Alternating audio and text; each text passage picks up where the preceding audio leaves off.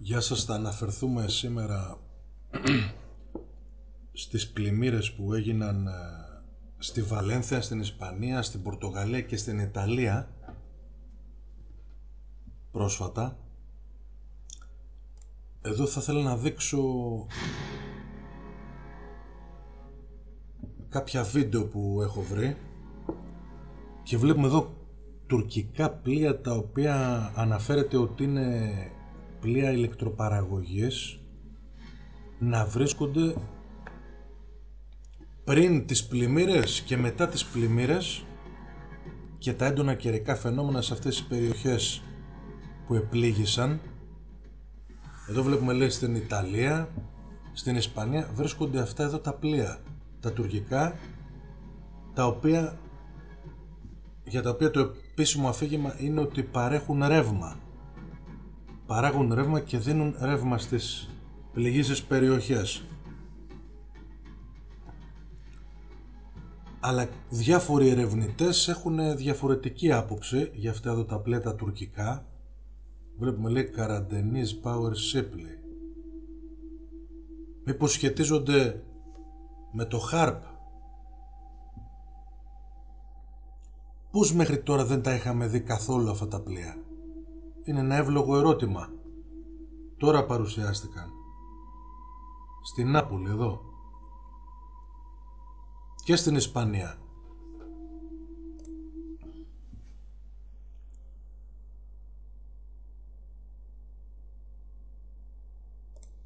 Και άλλο βίντεο εδώ, λέει, όπου πηγαίνει αυτό το πλοίο ακολουθεί το φαινόμενο Ντάνα μετά.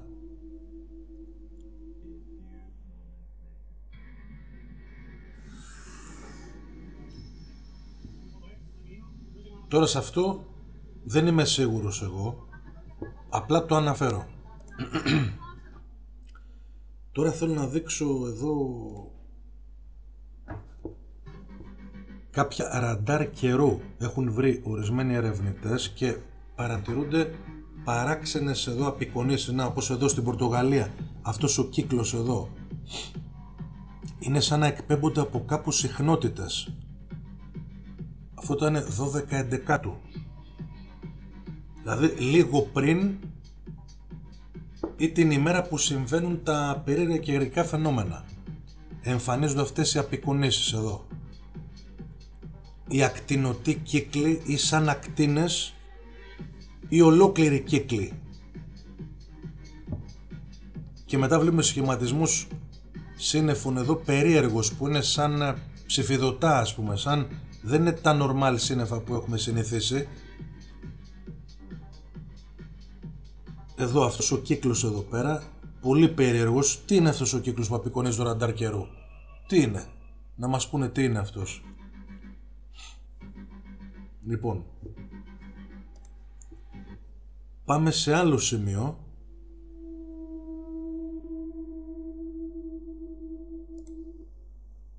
Ωραία, πάμε εδώ πάλι.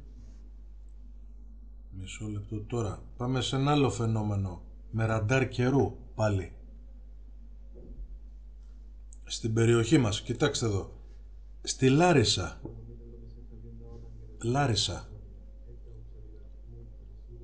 Αυτό εδώ ακτίνες το λένε πολλοί ερευνητές αυτό. Τι είναι αυτού του είδους οι ακτίνες που εκπέμπονται από εδώ πέρα στη Λάρισα?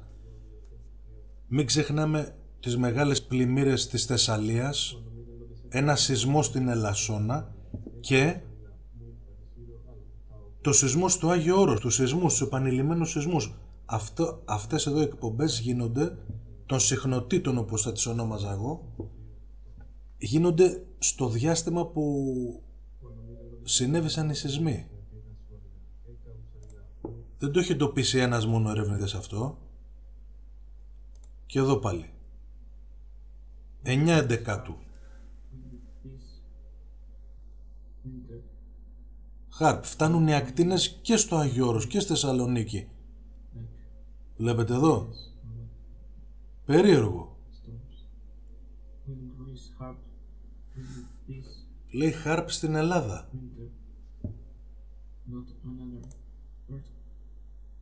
Και αλλού σε άλλο σημείο. Πάλι εδώ. Ακτινωτή κύκλη εδώ πάλι. 3/11 αυτό.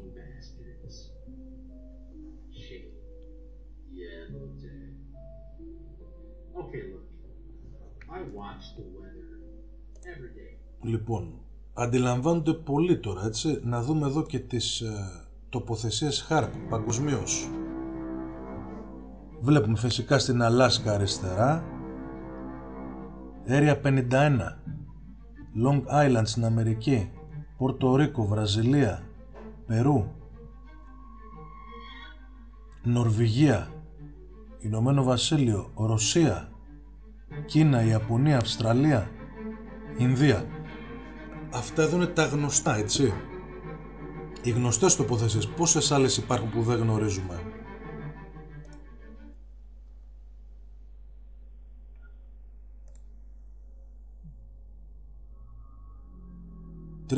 του 24, HAARP. Βουκουρέστι εκεί. Βουλγαρία. Να πάλι ακτίνες εδώ. Δεν είναι νορμάλ αυτά και πιάνονται μάλλον, συλλαμβάνονται από τα ραντάρ καιρού.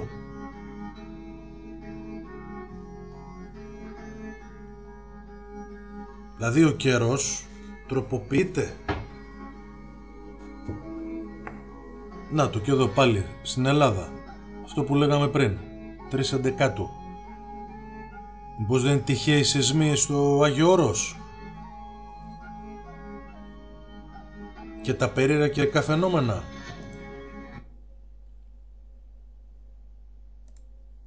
Εδώ ένα άλλο βίντεο που ήταν την περίοδο που είχε χτυπήσει ο τυφώνας στην Αμερική. Πού ήταν? 4/11 γράφει εδώ. Στο Ταϊβάν. Βλέπουμε τυφώνας και ταυτόχρονα σεισμός 5,2. Και τυφώνας με 125 έως 130 μίλια την ώρα. Χτύπησε την Ταϊβάν. Λοιπόν, βλέπουμε εδώ περίεργους συσχετισμούς.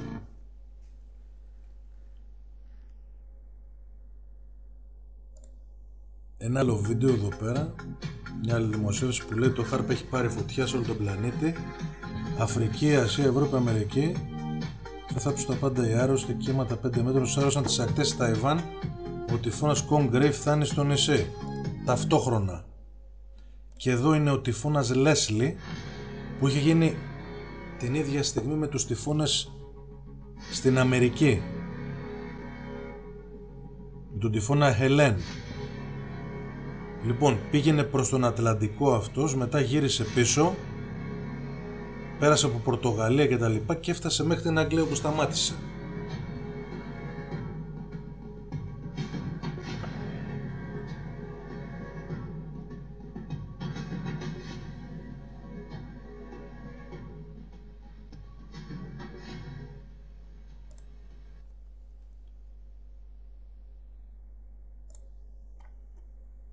Και εδώ να δείξω ένα βίντεο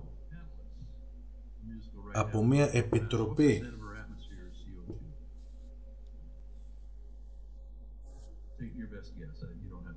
όπου τους ρωτάει ένας ρεπουμπλικάνος ποιο είναι το ποσοστό του διοξειδίου του άνθρακα στην ατμόσφαιρα, και αυτοί εδώ που προωθούν την κλιματική αλλαγή και την πράσινη ανάπτυξη κανείς δεν γνωρίζει. Λένε 5% λέει ο ένας, άλλος λέει 7%, μία λέει 49% λέει.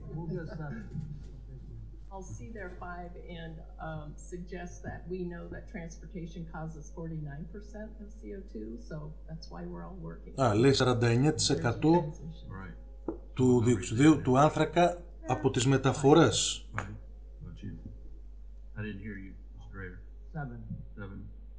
7% λέει ο άλλος. Δηλαδή αυτή η υπεύθυνη λήψη αποφάσεων εδώ πέρα που προωθούν την πράσινη ανάπτυξη και είναι υπεύθυνοι για υποδομές και επενδύσεις. Put you on ice. I ask a lot of people that because all we hear is climate change, CO2.